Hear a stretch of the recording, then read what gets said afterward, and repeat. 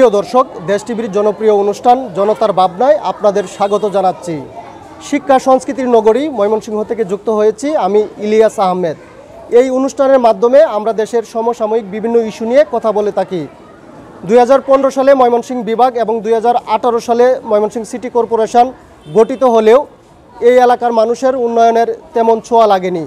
দীর্ঘদিনের দুর্ভোগে কিন্তু মানুষ রয়েছে। এই অঞ্চলের মানুষের সবচেয়ে বড় দুর্ভোগ হচ্ছে যানজট। এছাড়াও মানুষ নানা দুর্ভোগের মধ্যে কিন্তু তারা রয়েছেন এবং তারা এই বিষয়গুলো নিয়ে বারবার কথা বললেও কিন্তু কোনো সমাধান হচ্ছে না। আমরা সেই বিষয়গুলো নিয়ে যুক্ত হব সাধারণ মানুষের সঙ্গে। আমাদের সঙ্গে রয়েছেন এখানকার বিভিন্ন শ্রেণী পেশার মানুষ কিন্তু রয়েছেন, যেমন নারী উদ্যোক্তা রয়েছেন, কৃষক রয়েছেন, শ্রমজীবী মানুষ রয়েছেন, বৈষম্য বিরোধী ছাত্র আন্দোলনে যারা নেতৃত্ব দিয়েছেন তারা রয়েছেন, নাগরিক সমাজের নেতৃবৃন্দরাও কিন্তু আমাদের সঙ্গে যুক্ত রয়েছেন এবং আমরা এই ময়মনসিংহ অঞ্চলের সমসাময়িক বিভিন্ন বিষয়গুলো নিয়ে কিন্তু আমরা তাদের সঙ্গে কথা বলবো। আমরা চলুন তাদের কথা শুনি। আমরা জুলাই আগস্ট গণ অভ্যুত্থানের মাধ্যমে যে বাংলাদেশ আমরা চেয়েছিলাম, আজকে আমরা চতুর্দিকে যদি আমরা দৃষ্টি দিই, আপনারা দেখবেন যে সেই বাংলাদেশ কিন্তু আমরা পাই নাই।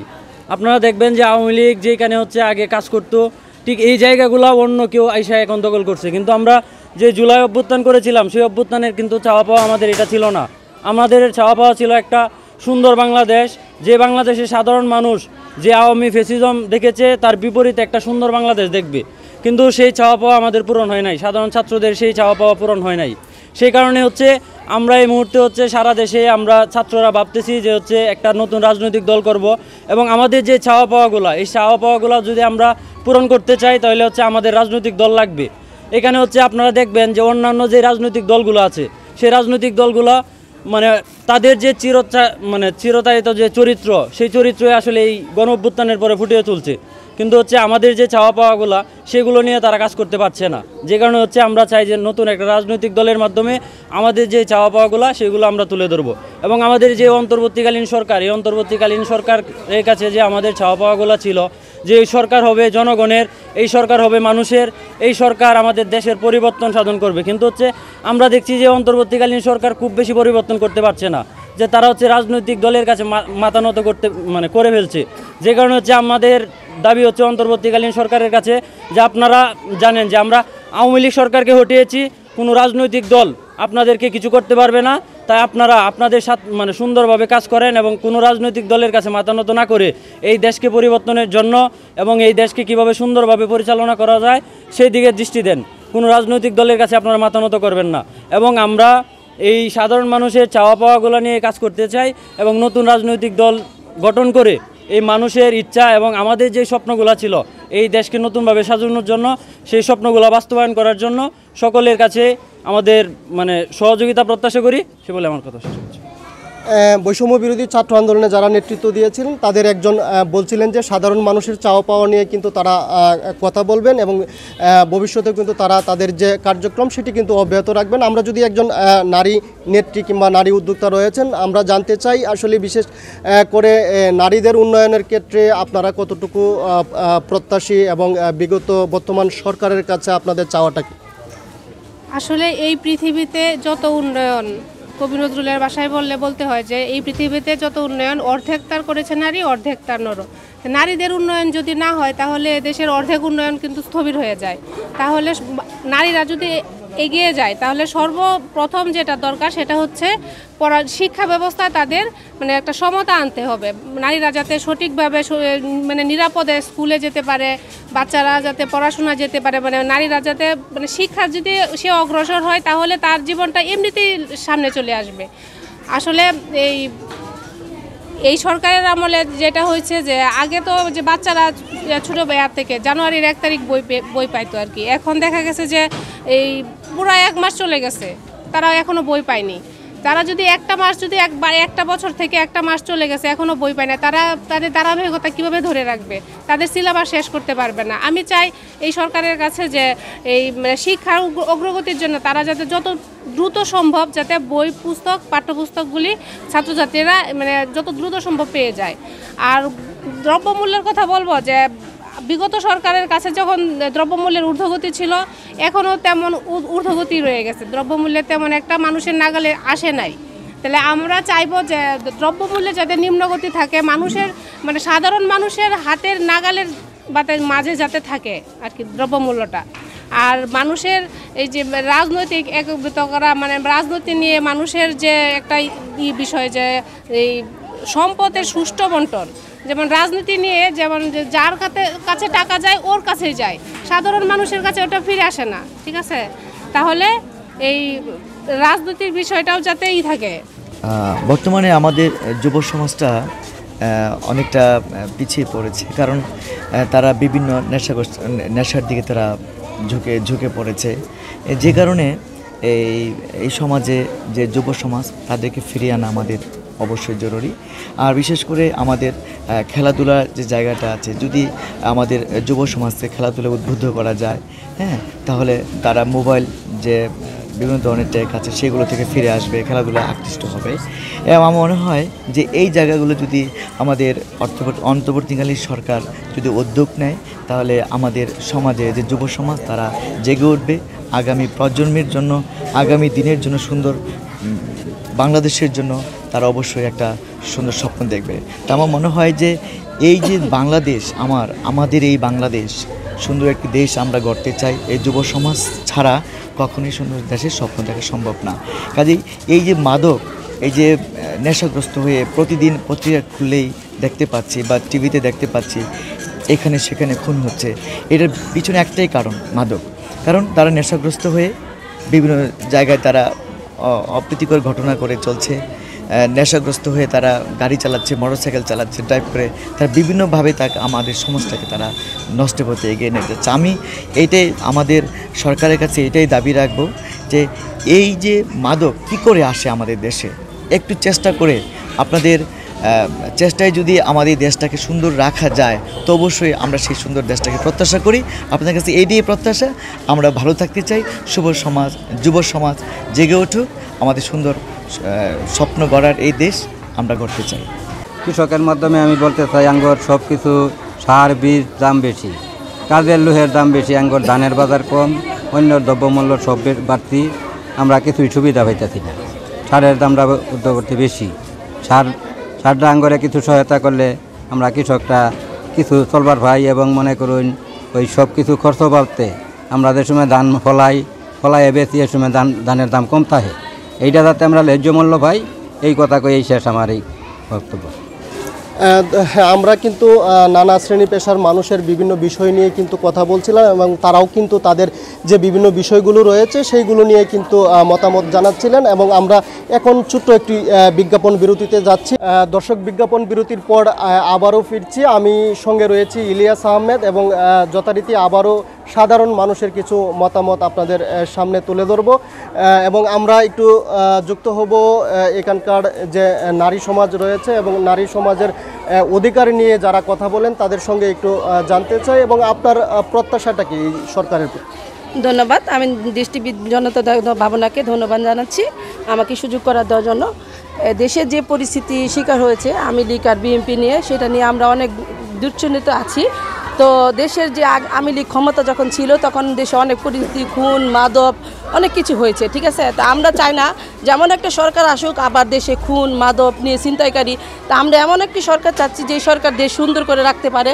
আমাদের ছেলেদের স্কুলে একজনকে পড়াতে গেলে আমরা আরেকটা খিমচিক হয়ে যাই, আরেকটা বাচ্চা পড়াতে পারি না। তো আমরা এমন একটা সরকার চাই দেশ সুন্দর হোক। আমরা মহিলারা রাস্তা বেরোতে গেলে এখন ভয় পাই, কেন? এই যে রাস্তায় বেরোলে হয় যে আওয়ামী লীগ বিএনপি মারামারি লেগেছে, এইটা যেন আমরা না শুনতে পারি, ঠিক আছে? আর আমরা চাই দেশ এমন একটা সুন্দর হোক যে সুন্দর আমাদের সন্তানরা বলতে পারে যে না, আমরা এমন একটা বাংলাদেশে বাস করি যে দেশ অনেক সুন্দর, যে যেখানে আওয়ামী লীগ আর বিএনপি কোনো দ্বন্দ্ব থাকবে না, সেখানে যেই সরকার আসুক দেশ অনেক সুন্দর করে চালাক, সেটাই আমরা প্রত্যাশা করছি। বিগত সরকারের আমলে প্রায় 10 বছর যাবৎ আবাসিক গ্যাস সংযোগ বন্ধ করে রেখেছে। তাদের কিছু দূষররা সিলিন্ডারের ব্যবসা করার জন্য আমাদের কাছ থেকে কোটি কোটি টাকা জমা নেওয়ার পরেও আবাসিক গ্রাহকদেরকে গ্যাস সংযোগ না দিয়ে তারা ব্যবসা করে গেছে। এখন আমাদের বর্তমান অন্তর্বর্তীকালীন সরকারের কাছে বিনীত আহ্বান, আপনারা আগামীকাল থেকে আমাদের বন্ধ গ্যাস সংযোগ চালু করে দেবেন। আমরা আশা করি অন্তর্বর্তীকালীন সরকার আমাদের জনগণের ম্যান্ডেট নিয়ে বসেছেন, আপনারা জনগণের ভাবনা নিয়ে বসেছেন, আমাদের জনগণের কথা ভাববেন এবং বন্ধ গ্যাস সংযোগ চালু করার যে প্রক্রিয়া সেটা আগামীকাল থেকে চালু করে দেবেন, নয়তো আমরা আগামী দিন কঠিন কর্মসূচি গ্রহণ করতে বাধ্য হব। আমরা আশা করতেছি যে বর্তমান অন্তর্বর্তীকালীন সরকার প্রতিটি সেক্টরে সংস্কারের ব্যবস্থা নিচ্ছেন, কিন্তু আজ পর্যন্ত 6 মাস বিগত হয়ে গেল, আমরা গ্যাসের জন্য বিভিন্ন এলাকায় গিয়ে আমরা ঢাকায় বিভিন্ন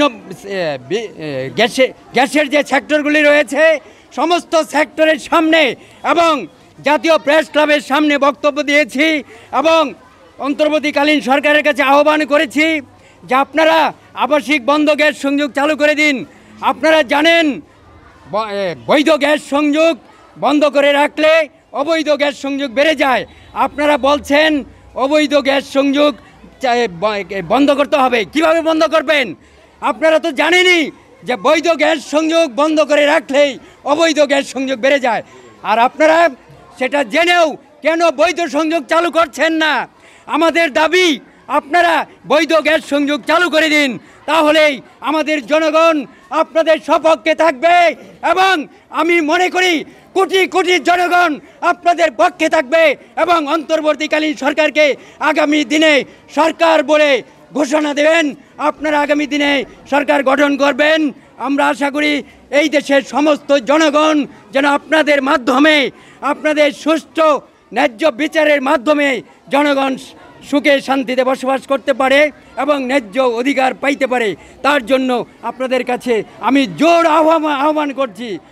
আমি প্রত্যেক মুসলমান ভাইদেরকে আহ্বান করব যাতে সবাই নামাজ পড়ে এবং ধর্মের দিকে আগত হয়, এবং বৃহত্তর সরকারকে আমি অনুরোধ করব যাতে মা বোনেরা দেশের পর্দার মধ্যে তাকিয়া সমস্ত কাজ করতে পারে, অফিস আদালত স্কুল কলেজ পর্দার সহিত যাতে তারা যাতায়াত করে এবং নিরাপত্তা বিধান মেনে চলতে পারে, সেই সরকারের কাছে সরকার এই নিরাপত্তা বিধানের জন্য অনুরোধ করছি। গত আওয়ামী সরকারের পতনের পরে অন্তর্বর্তী সরকার যখন আসে মানুষের আকাঙ্ক্ষা একটু বৃদ্ধি পায়, তার মাঝে দুটো জনসংখ্যা খুবই উচ্চ আকাঙ্ক্ষার, যেমন আর্থসামাজিক পরিপ্রেক্ষিতে এবং আইন শৃঙ্খলা। কিন্তু আমরা লক্ষ্য করে দেখি এক সরকারের পতনের পরেও নতুন সরকার আসলে আইন শৃঙ্খলার কোনো উন্নতি হয় নাই, বরং বিভিন্ন ক্ষেত্রে দৃশ্যমান অবনতি হয়েছে। যেমন আইন নিজের হাতে তুলে নেওয়া, এটা কোনো সভ্য দেশের চিত্র হতে পারে না। আইন রয়েছে, আদালত রয়েছে, আইনশৃঙ্খলা বাহিনী রয়েছে, এখানে আমরা ঘাটতি দেখি। চুরি ডাকাতি ছিনতাই হামলা এগুলো ঘটছে। তো এগুলো যদি ঘটে তাহলে যে মানুষের যে আকাঙ্ক্ষার প্রতিফলন কোথায়, বাস্তবায়ন কোথায়, এই জিনিসগুলো সরকারকে ভাবতে হবে। আর আমরা যেটা মনে করি সকল অপরাধের কেন্দ্রবিন্দু, অন্যায়ের কেন্দ্রবিন্দু, আইনশৃঙ্খলার অবনতির কেন্দ্রবিন্দু হলো মাদক। আপনার লক্ষ্য করে দেখবেন মাদক ব্যবসা আগে যেভাবে ছিল এখন সেভাবে রয়েছে, হয়তো কিছু হাত বদল হতে পারে, কিন্তু মাদক ব্যবসাটুকু কমে নাই। এই যে মাদকের যে সয়লাভ আমাদের গ্রাম থেকে নিয়ে শহর পর্যন্ত, এই মাদকের বিরুদ্ধে আমরা কোনো রাষ্ট্রীয় কোনো জোরালো পদক্ষেপ দেখছি না। আরেকটি বিষয় লক্ষণীয়, আপনারা খেয়াল করে দেখবেন যে আমাদের আইনশৃঙ্খলা বাহিনী তাদের দায়িত্ব সঠিকভাবে পালন করছে না। সারা দেশে দেখবেন একটু ঘাটতি আমরা সাধারণ মানুষ লক্ষ্য করে থাকি, বিভিন্ন টিভি সংবাদে, আমরা পত্রিকা সংবাদে, আমরা সামাজিক যোগাযোগ মাধ্যমে দেখে থাকি। আমি দুটো ময়মনসিংহের ঘটনা উল্লেখ করি, আপনি লক্ষ্য করে দেখবেন গত 8 জানুয়ারি রাতে আমাদের কোতোয়ালি থানার সামনে আপনার কালুসা বুড়োস উপলক্ষে একটি আপনার বাউলগণ আয়োজন করা হয়েছিল, সেখানে বিভিন্ন মানুষকে হামলা করেছে একদম থানার সামনে রাত্রে 11:30 দিকে।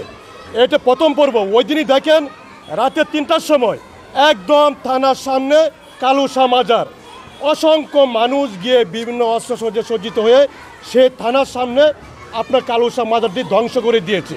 আমাদের প্রশ্ন, যদি থানার সামনে যদি এমন আইনের যদি অবনতি ঘটে, আমরা যারা সাধারণ মানুষ দূর দূরান্তে থাকি, তাহলে আমাদের জীবনের নিরাপত্তা কোথায়, আমরা কাদের উপর ভরসা করব?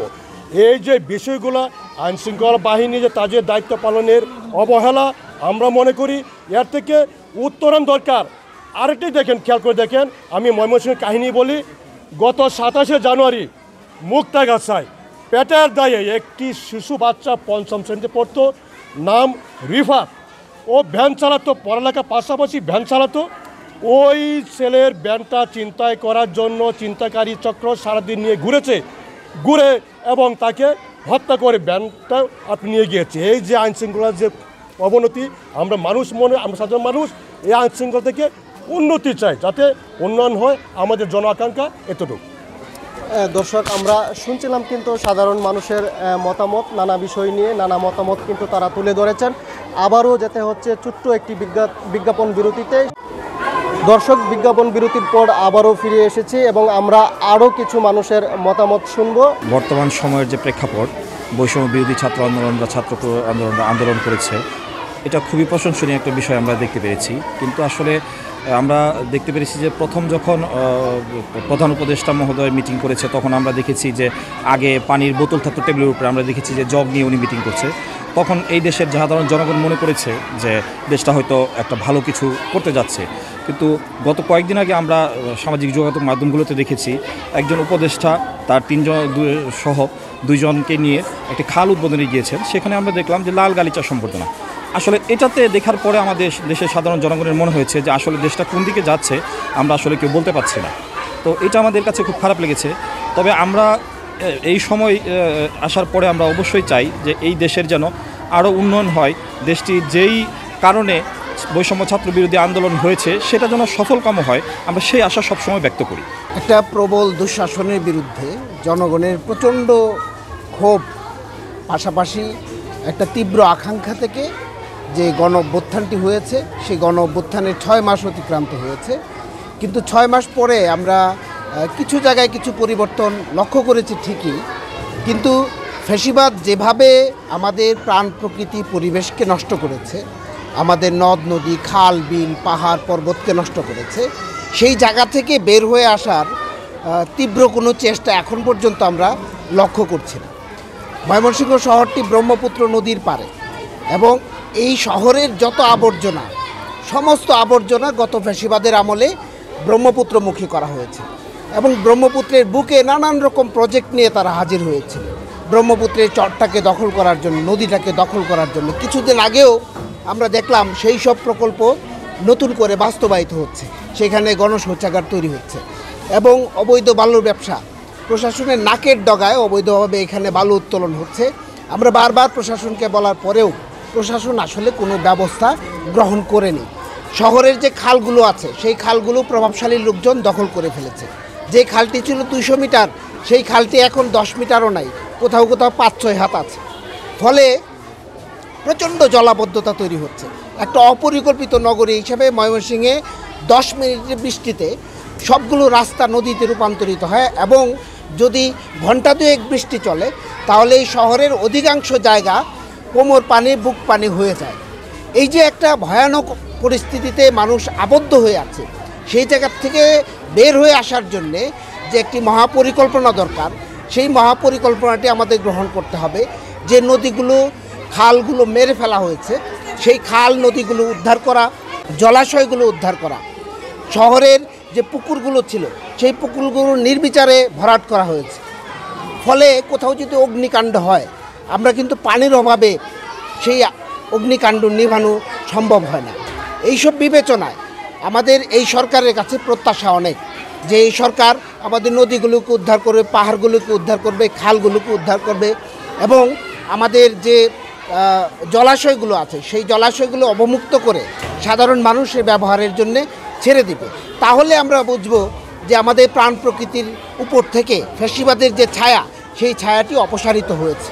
তারুণ্যের যে বাংলাদেশ চিন্তা করছি, এই তারুণ্যের বাংলাদেশটাকে আমরা বিনির্মাণ করতে গেলে তরুণদের যে মতামত আছে, তরুণ সমাজের যে অভিমত আছে, এই বিষয়টাকে কী করতে হবে, গুরুত্ব দিতে হবে এবং তরুণদের চিন্তাভাবনাকে যখন আমরা গ্রহণ করব তখন কিন্তু আমাদের দেশটা সুন্দর হবে। এখন যে তরুণ নতুনদের যে চিন্তাভাবনা আসতেছে সেটাকে বিনির্মাণ করতে হবে। আমরা প্রত্যেকটা সরকারের আমলে যে দেখেছি যে তরুণরা যেভাবে কাজ করেছে দেশের ক্রান্তি লগ্নে, দেশের যে কোনো দুর্যোগময় অবস্থাতে, এটা একমাত্র সম্ভব হয়েছে তরুণদের যে তেজ আছে, বল আছে, এটার কারণে। আমরা প্রত্যেকটা শহরে দেখেছি যে যারা উন্নয়নের জন্য কথা বলেছে, আসলে উন্নয়নটা ওইভাবে হয় নাই। আমরা যেভাবে দেখেছি সামাজিকভাবে, আসলে আমরা মাঠ পর্যায়ে কিন্তু আমরা কখনোই উন্নয়নটাকে ওইভাবে দেখতে পাই নাই। কিন্তু প্রত্যেকটা শহরকে অবকাঠামো নির্মাণ করার জন্য সবুজ শহর নির্মাণ করতে হবে, এখানে সবুজায়ন করতে হবে এবং তরুণদেরকে কাজে লাগাতে হবে। তরুণ সমাজন একটা দেশের ম্যাক্সিমাম সম্পদ কি তরুণরা আগে আসলে কিন্তু আমরা আগে আসবো। আমরা তারুণ্যের ময়মনসিংহের পক্ষ থেকে দেশ টিভিকে ধন্যবাদ জানাবো, যে সরকারের কাছে আহ্বান জানাচ্ছি যে এই সরকার তরুণদের চিন্তা ভাবনাকে রিসিভ করবে। এইভাবে যদি আমরা কাজ করি তো আগামী বাংলাদেশ হবে সুন্দর এবং সাবলীল একটা বাংলাদেশ হবে, যেখানে মেধাবীরা এই সব সেক্টরে যখন আসবে দেশের নেতৃত্বে, তখন কিন্তু দেশ আরও সুন্দর হবে। শিক্ষা ব্যবস্থা বলতে আমরা যখন আমাদের তো আসলে কাজ হচ্ছে একদম 5+ থেকে 10+ পর্যন্ত বাচ্চাদের নিয়ে কাজ করা। এখন এই বাচ্চারা যখন স্কুলে আসাটা নিশ্চিত করা, অর্থাৎ আমাদের যে গেটটা থাকে স্কুল গেট, এই পর্যন্ত যদি অভিভাবক অন্তত ওকে পৌঁছায় দিয়ে যায়, তাহলে ওরা স্কুলের ভিতরে থাকাকালীন সময় আমরা দেখতে পারি ওরা কোথায় যাচ্ছে, ক্লাস করছে না কি করছে। আর যদি এইটুকু হয় তাহলে আর যদি বাচ্চারা বাইরে ছুটির পরে অন্তত বা টিফিনের সময় অনেক মা বাবারা গার্জিয়ানরা বলে যে 2 পিরিয়ড শেষে চলে আসবা ম্যাডামদেরকে বলে, এইটা না করে ওনারা যদি আমাদেরকে বলে যে আমি ম্যাডাম ফোন করব, আমার বাচ্চাটাকে এইভাবে ছেড়ে দিবেন, আর না হয় বাচ্চারা নানা রকম কর্মকাণ্ডে জড়িত হয়ে যাচ্ছে। বাচ্চারা বিশেষ করে ছোট বাচ্চারাও বড়দের সাথে মিশে কোথায় যায় কি করে এগুলো জানি না। এই দৃষ্টিভঙ্গিটা যদি আমাদের গার্জিয়ানরা সচেতন হয় তাহলে আমরা খুশি তাদের প্রতি। দর্শক, এতক্ষণ আমরা সমস্যা এবং সম্ভাবনার নানা বিষয় নিয়ে কথা শুনছিলাম। আজ এ পর্যন্তই, বিদায় নিতে হচ্ছে। অন্য কোনো দিন অন্য কোনো বিষয় নিয়ে আবারও হাজির হব। সেই পর্যন্ত আপনারা অপেক্ষায় থাকুন, সুস্থ থাকুন, ভালো থাকুন।